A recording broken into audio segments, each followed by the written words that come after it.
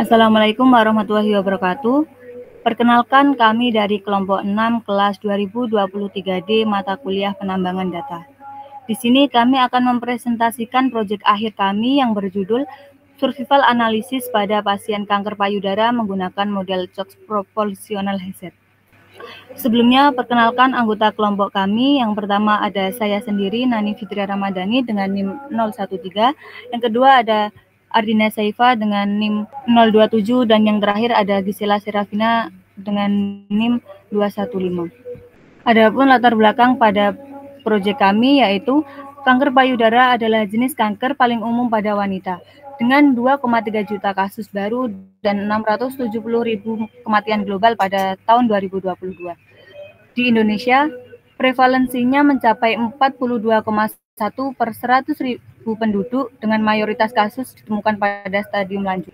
Deteksi dini sangat penting karena mempengaruhi peluang hidup pasien.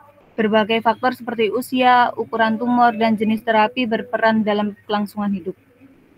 Tujuan penelitian kami yaitu yang pertama mengukur peluang bertahan hidup pasien menggunakan Kaplan-Meier, yang kedua menguji perbedaan survival antar kelompok seperti kemo, hormonal, dan amputasi. Yang ketiga, mengidentifikasi faktor resiko signifikan menggunakan model CHOCS. Yang keempat, menguji dan menyesuaikan asumsi proportional hazard. Dan yang terakhir, menentukan model survival terbaik untuk memprediksi resiko kematian.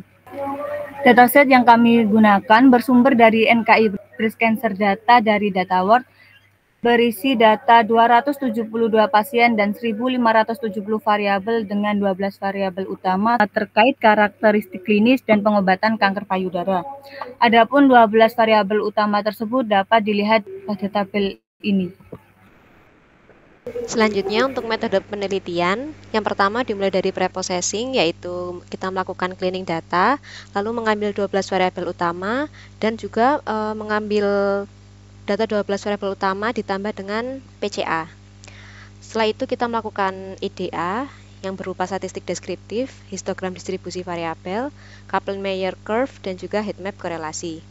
Selanjutnya dilakukan juga uji asumsi proportional hazard yang dimana jika nilai p-value-nya lebih dari 0,05 maka memenuhi uji asumsi, dan juga akan dilanjutkan model dengan menggunakan Cox proportional hazard. Tetapi jika tidak memenuhi asumsi atau kurang dari 0,05, dilakukan model Cox stratified dan Cox extended. Setelah itu dilakukan evaluasi dengan memilih model terbaik dengan nilai AIC yang terkecil. Setelah itu melakukan interpretasi hasil, yaitu berupa analisis pengaruh tiap variabel terhadap resiko kematian dengan hazard ratio. Untuk hasil PCA-nya, berikut adalah script plot proporsi variansi dan juga script plot kumulatif variansi, yang dimana berdasarkan visualisasi dan output ini didapatkan 77 komponen utama PC karena kombinasi tersebut telah mampu menjelaskan sekitar 80% total variansi data secara kumulatif. 77 PC ini kemudian akan digabungkan dengan 12 variabel utama untuk perbandingan antara data non-PCA dan data PCA. Selanjutnya, hasil dan pembahasan. Untuk Kaplan-Meier survival curve, di sini yang pertama kita melakukan pengamatan terhadap 3 variabel. Yang pertama, pada variabel kemo, di sini bisa dilihat bahwa kurva yang berwarna ungu atau pasien yang menerima kemo itu berada di atas kurva biru atau pasien yang tidak menerima kemo. Yang artinya, pasien yang menerima kemoterapi memiliki tingkat bertahan hidup yang lebih tinggi daripada yang tidak menerima kemoterapi. Untuk kurva yang kedua, yakni kurva hormonal, menunjukkan bahwa pasien yang menerima terapi hormonal memiliki tingkat bertahan hidup yang lebih baik dibanding yang tidak menerima terapi hormonal. Dan yang ketiga, kurva amputasi ini menunjukkan bahwa pasien yang tidak menjalani amputasi cenderung memiliki tingkat survival yang lebih tinggi. Next. Sebelum melakukan pemodelan, kita melakukan uji asumsi proportional hazard. Untuk data dengan 12 variabel utama, hasil uji asumsi pada 12 variabel utama ini terdapat satu variabel yang tidak memenuhi asumsi proportional hazard karena p-value-nya kurang dari 0,05, yaitu variabel grade dengan nilai p-value sebesar 0,03. Sedangkan pada data 12 variabel utama plus data PCA itu terdapat 5 variabel yang tidak memenuhi asumsi proportional hazard. yaitu variabel PC10, PC25, PC36, PC66, dan Angio INV. Next. Selanjutnya, evaluasi model dengan AIC. Pada data 12 variabel utama, AIC Extended Chocks sebesar 453,01 lebih kecil daripada AIC Stratified Chocks sebesar 652,22, yang artinya Extended Chocks model lebih baik dibanding Stratified Chocks model, sehingga analisis interpretasi hazard ratio dari data tanpa PCA menggunakan Extended Chocks model.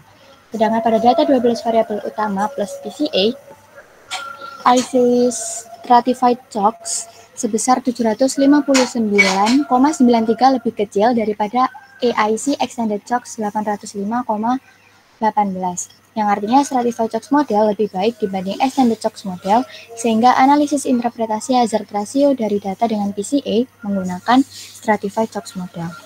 Selanjutnya, untuk interpretasi hasil, didapatkan nilai koefisien dan XP koefisien pada tabel, di mana jika nilai XP koefisien atau hazard ratio-nya lebih dari 1, maka meningkatkan resiko, dan jika kurang dari 1, maka menurunkan resiko.